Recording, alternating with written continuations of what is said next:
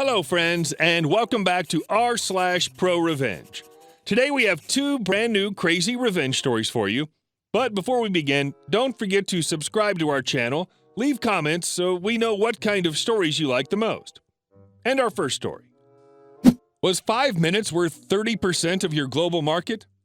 So I used to live in Germany, and upon returning to fair Blighty, the UK, I began looking for work. Being a simple man of simple needs, I quickly found employment in the marketing department for a medium-sized industrial manufacturer. It was a little below my experience level and qualifications, but I take what I can get, because I'm a simple man. At the final interview, I mentioned it would be top banana if I could arrive 5 minutes early and leave 5 minutes early on most days so I could catch my train. With a smile, my new boss, hereafter referred to as Metarosa, said, "Of course, it's only 5 minutes, and I'll still be working the full 8 hours. Sin problemas, and passing burro, and welcome aboard." My first day comes and I ride the choo-choo all the way to my new workplace, eager to begin. I quickly learn that the lunchroom is pure stank, senior staff put their name instead of mine on any trade article I get published, and that our job mostly consists of extorting money from our own sales staff. But that's life. I'm a simple man, so I set about my labors, glad to earn a crust. What really flogged my noggin, however, is La Metarosa calling me into her office on my second day and telling me I can't leave early again because it's unprofessional. I remind her of the conversation we had in which she said, with her mouth, the words, "It will be no problem for you to arrive and leave 5 minutes early." She smirks and replies, "Maybe I said that, but is that written in your contract?" Touché, you big ol' mentirosa, touché. I shrug and get on with life because that's life. But of course I start looking for other work. By making me stay the extra 5 minutes, La Metarosa makes me miss my train and turns my 2-hour daily commute into a 4-hour one. I don't want this. I'm a simple man. I need my downtime. About 2 weeks later, the company goes on a firing spree. One of those people fired is me. Because I've been quite openly looking for other work, I'm given 2 weeks' notice and smugly told I'm not good enough for this place and that I'll never work in the area again because of La Metarosa's contacts. As she Snapchats this news to the rest of the team, I joke not, I reflect that she's probably right, as I'm a simple man. Among the other victims of this purge is the regional sales manager for Germany. This is more important to the company than my meaningless departure, since the company also decided to end the contract with their biggest German distributor, so suddenly a huge part of the company's core market is not active, and they have no salesman to find them a new distributor. Management panics until La Mentarosa remembers that her despised marketing bandit is a fluent German speaker, so the fun begins. She asks me to step up to the plate. "Be a buddy, old pal. I didn't mean it when I said you'd never work in this town again." I'm a simple man, so rather than point out that I'm not being paid anywhere near what I could earn as a translator, rather than remind them that they have just fired me and I'm not their friend anymore, rather than asking, "Is it written in my contract?" and then smirking like an obnoxious dingwall on a high horse made of douche, I instead swallow my pride and agree to help out. It is here that the twin revenges, namely inadequacy and abandonment, make their entrance. Firstly, inadequacy. During every conversation, I mention my job title, advertising assistant. When the friendly Tetuans politely ask why a lowly assistant is negotiating this kind of deal, I simply explain that the regional manager was let go and there is no formal replacement. This is entirely true, but it's also a huge red flag for any serious company, especially a well-established German manufacturing firm. And combined with the temporary uncertainty regarding Brexit, which had been announced only a few days prior, was enough to kill any interest they had in becoming our next distributor. Secondly, abandonment. As I am a simple man, I forgot to tell La Mentarosa that I had already received and accepted another job offer. She was thrilled at the praises she was getting from management for finding a stopgap solution to the catastrophic damage they'd done themselves, and she asked me if I could actually stay on with the company until they secured a new distributor. Since I obviously had nothing better to do with my time, being fired and all, I assured her there were no hard feelings over my firing, and I would stay to help as long as I could. On the day I was originally due to leave, I held my calls, drew up a summary of where we stood. It was effectively a sad emoji followed by a poop emoji, handed it to La Mentarosa, and explained I was leaving to enjoy a week of holiday, followed by starting a new job in a different field. She sputtered. She couldn't believe it. She thought I would stay longer to help clean up the mess. They still had no distributor and no sales manager for Germany. They were hemorrhaging money.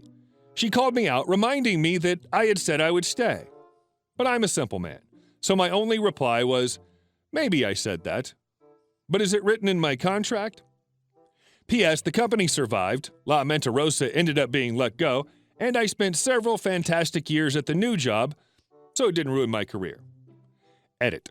Some people have pointed out that I erroneously used the word several to describe a period of time of roughly 2 years. This is not a sign of duplicity, just more proof that I am a simple man. This was an incredibly satisfying. I love your narrative style.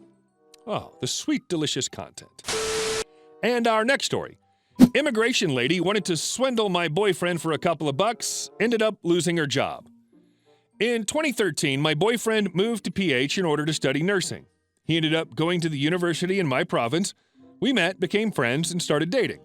By 2015, I was a recent graduate, but he failed one course which prompted him to move back to the U.S.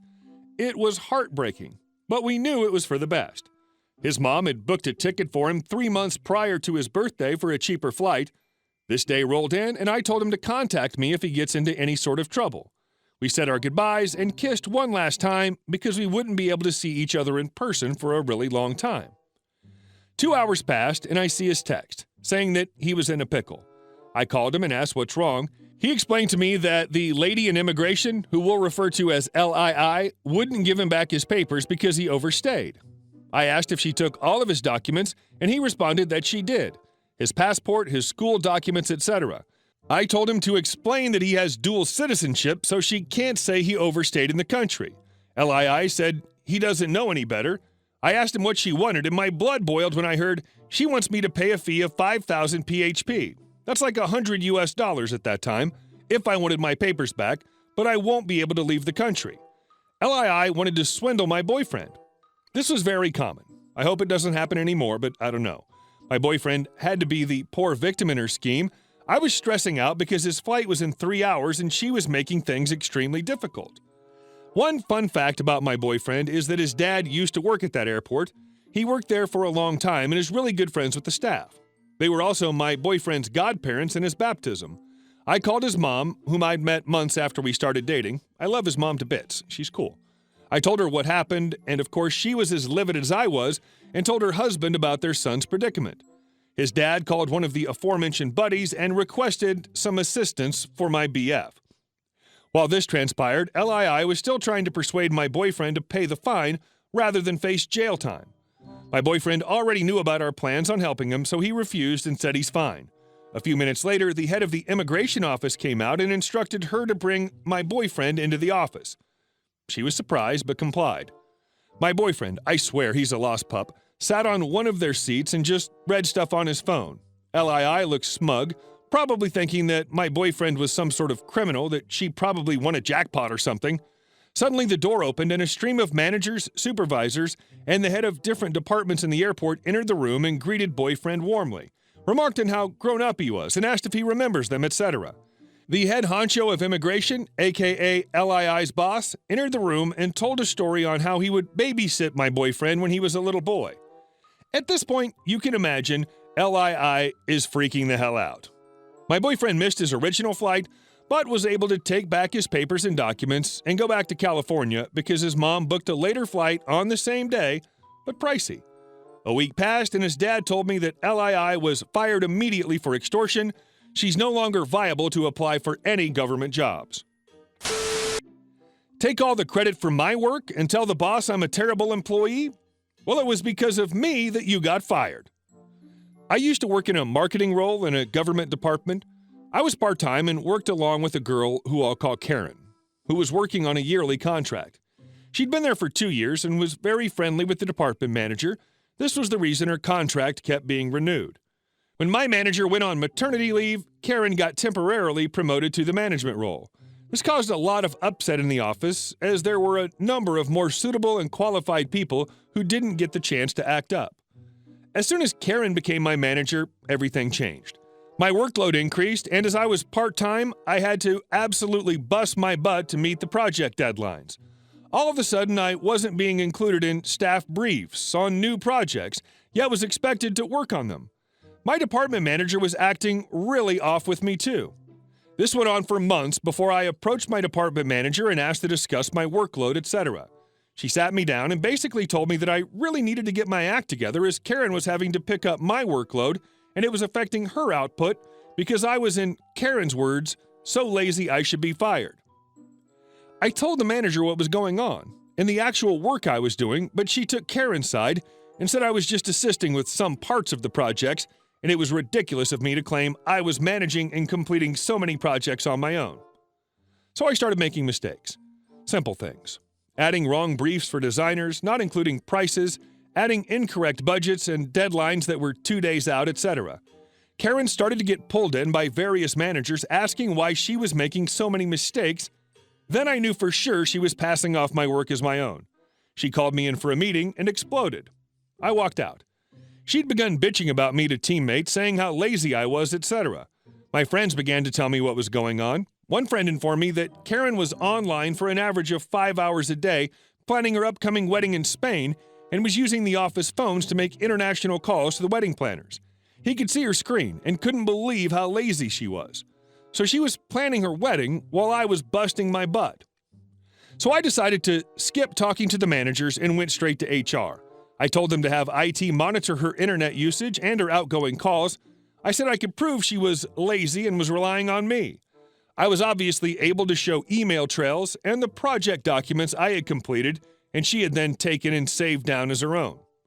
2 weeks later, Karen was called into HR and told that her contract was not being renewed, and she was given 1 month's notice. She told everyone it was because of budget cuts. My department heads brought me in for meetings to apologize and commend me on my excellent work, and I got a promotion. I left a couple months later. If they believed me in the first place, I wouldn't have endured so many months of stress and anxiety. Hey guys, thank you all for watching the video to the end, and I'll see you in the next one.